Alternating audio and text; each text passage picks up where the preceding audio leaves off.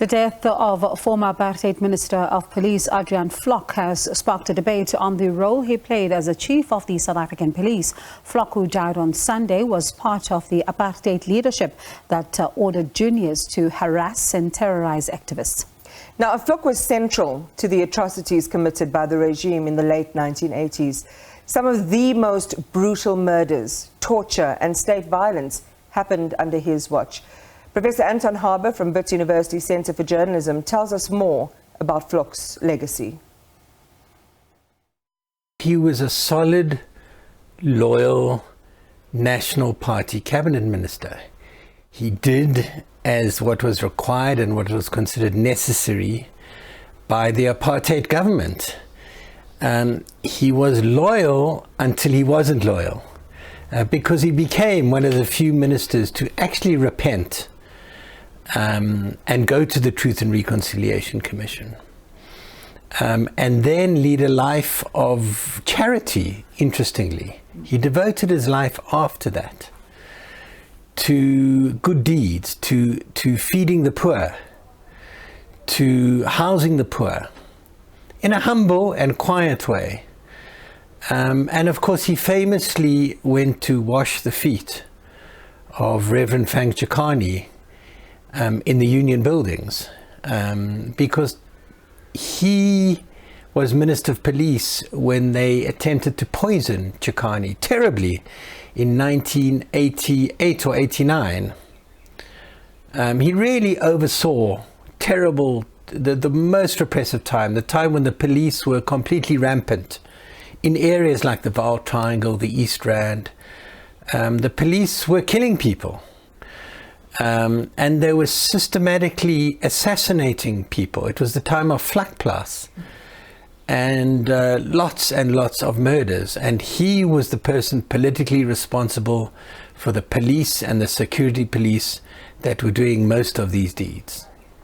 If you were to take us down memory lane, in your observation and your recollection, what are the most atrocious things that happened under his watch, historically, example of those atrocities?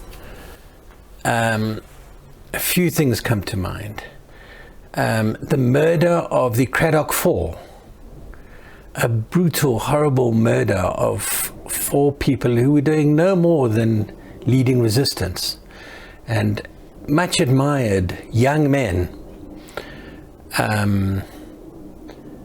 He gave the order, or he was in the Security Council that gave the order to deal with them, and that was taken to mean kill them, and they were killed and burnt in their car in a most brutal fashion, and then their funerals were banned, leading to more unrest. It was an escalating unrest and brutality. Another one I would cite would be killings by the Vlakplaas crew.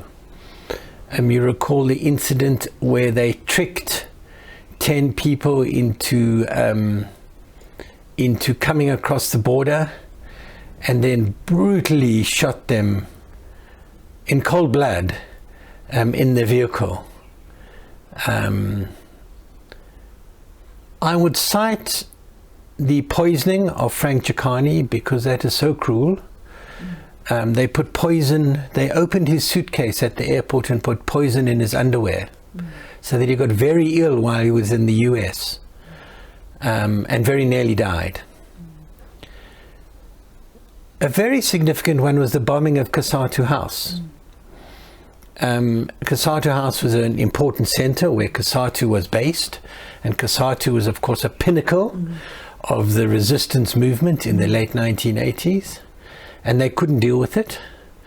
They bombed the building so that Cosatu couldn't operate there. They did it at night, so at least not too many people were hurt.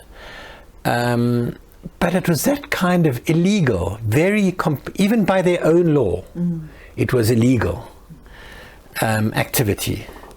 And it meant that we lived in a terribly brutal time when activists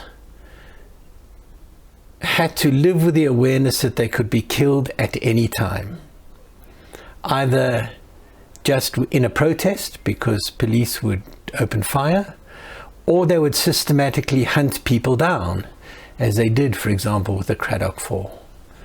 So it's difficult now to recall just how callous and brutal and bloody and ugly it was. And I think now that we live in a democracy, we often forget how tough it was, how risky it was,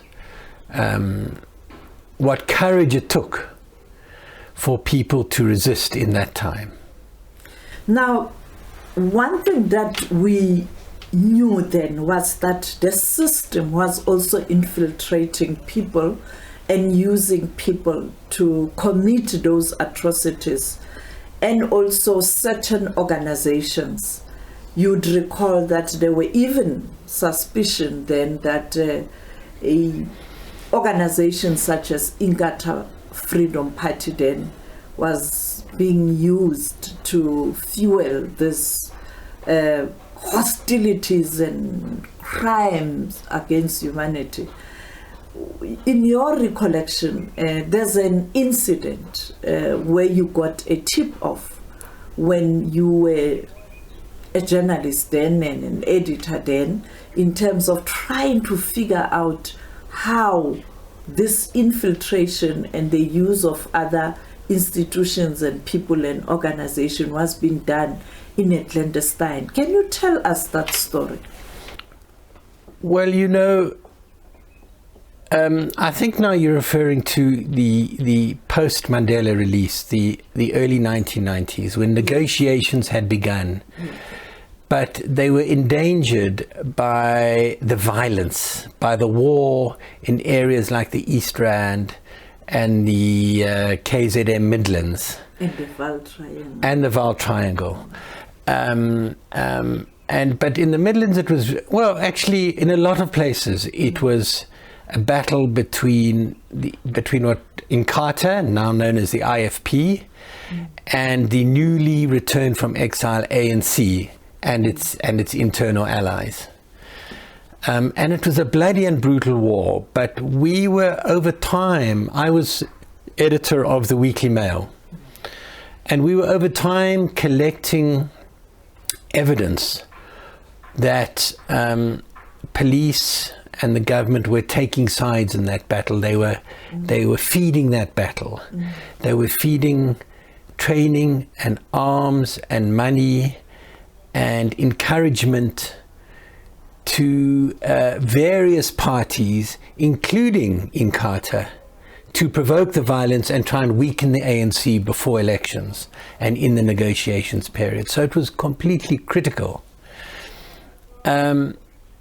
We ran, for example, we broke the big story of what became known as the Caprivi 200, when the military intelligence recruited 200 Inkatha members and took them to the Caprivi Strip for training. It was a little bit earlier, but those 200 who had special military training as Inkatha members became a key element of the stirring up of violence.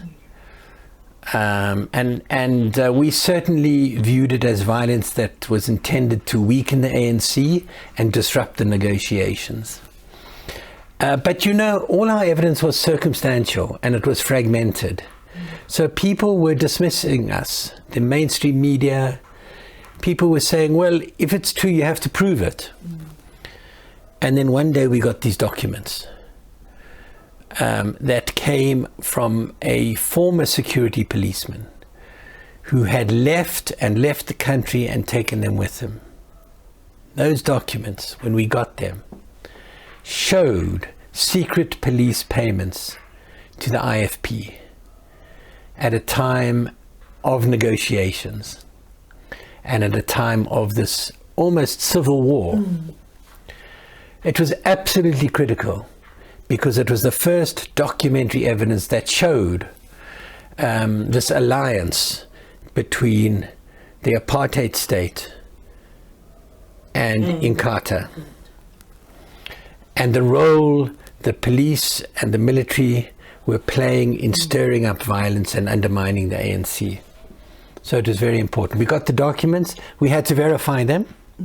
We did it as best we could, and then we published them. And we were terrified because, for one thing, we were scared that we'd been set up, because they used to do that. They used to leak false information to set up newspapers they wanted to get. But we were also scared of the reaction. So when Vlok and his spokesperson admitted that the documents were genuine, it was a very, very important breakthrough, because it exposed what was going on and helped prevent it carrying on.